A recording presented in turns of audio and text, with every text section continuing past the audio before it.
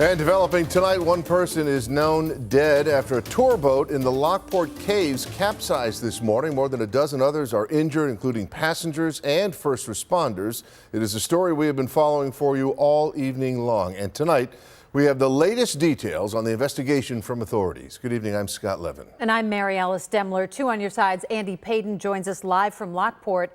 Andy, do authorities know what could have caused this tragic accident?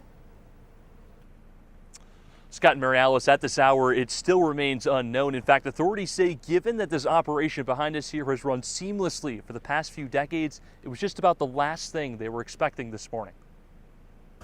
Tonight in Lockport, a tour boat ride known for its family fun and scenic views taking a deadly turn.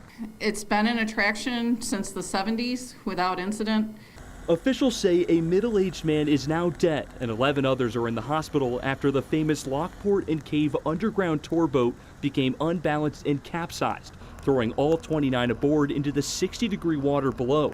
Officials also saying all passengers were hospitality workers and on a familiarization tour with Destination Niagara. And there were a number of people on the top of the boat that had capsized, so I only assume that they helped each other get up there, probably the ones that maybe weren't comfortable in the water.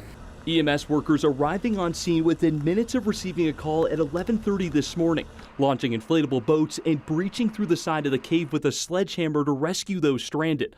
The crew successfully reaching 16, with the others walking through the 5 to 6 foot water on their own, but were unable to reach the one deceased male who was believed to be stuck under the boat for an hour. It did take some time to get him recovered and back to a safe location. Unfortunately, he had succumbed to his injuries. Investigators say they're considering the cave to be a crime scene and are looking into what could have caused the boat to collapse.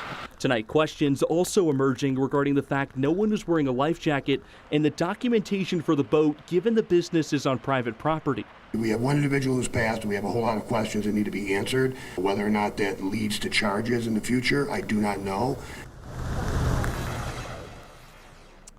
A joint investigation between the state police and the Niagara County Sheriff's Office is currently underway. The boat tour behind us is set to remain closed indefinitely until that investigation wraps. Reporting live in Lockport tonight, Andy Payton, Channel 2 News.